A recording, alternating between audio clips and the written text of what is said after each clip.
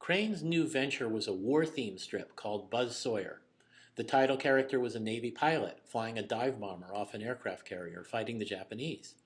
His plane's radio man and Buzz's best buddy was Roscoe Sweeney. Buzz was a lot different from the somewhat reprobate Captain Easy. Buzz was clean cut, he didn't smoke or drink, and he fought only because his duty required him to do so. But Crane was skillful enough at characterization so that he was able to give Buzz a strong personality and make him likable. Crane was now telling straight war stories that emphasized patriotism and courage and discipline.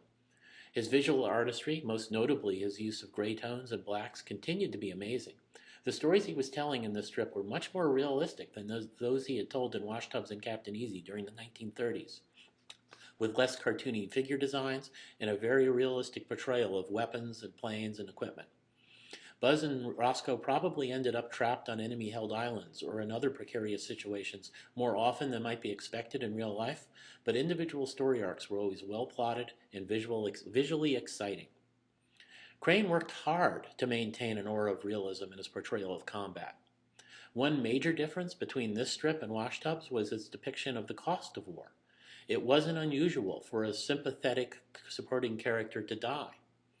Crane also toned down the cartoony sound effects he used to use a lot on Washtubs, though he would still sneak in a lickety-wop from time to time. Now, one concession to the conventions of adventure storytelling that Crane did make was to include a regular parade of attractive lady guest stars. This was one area where he set realism aside completely, since it was unlikely that a pilot in the middle of the Pacific during World War II would regularly meet so many beautiful women. But Crane knew that it was the man of the family who actually bought newspapers, so he continued to include appropriate eye candy. But as he did in Washtubs, he also gave these ladies strong individual personalities and a lot of courage. Some of these women could even be a little bit dangerous. Sometimes they could be very, very dangerous. Now, just as the start of the Second World War changed Washtubs, the end of the war changed Buz Sawyer. It could no longer be a wartime strip, and the young pilot left the military. But soon he was working with the CIA, having adventures in dealing with communist threats or with drug smuggling cartels.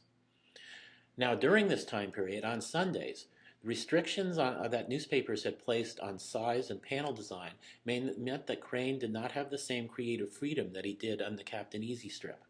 Because of this, he never again tried to tell an adventure story on Sundays, regulating his Sunday strip to gag humor featuring Roscoe Sweeney. Now, ill health forced Crane to turn more and more of his strip over to assistants during the 1960s. He left the strip completely in the early 1970s, and he died in 1977. But he left behind a legacy of nearly a half-century of wonderful graphic storytelling. Artists such as Milt Caniff, creator of the strip Steve Canyon, of Gil Kane, who worked for both DC and Marvel Comics, of Charles Schulz, who created the strip Peanuts, have all listed him as a direct influence. But just about any artist or writer who has told adventure stories in comic strips or comic books or graphic novels owes Roy Crane a debt. He was an innovator, the first person to do this, and he showed everybody else exactly how it should be done.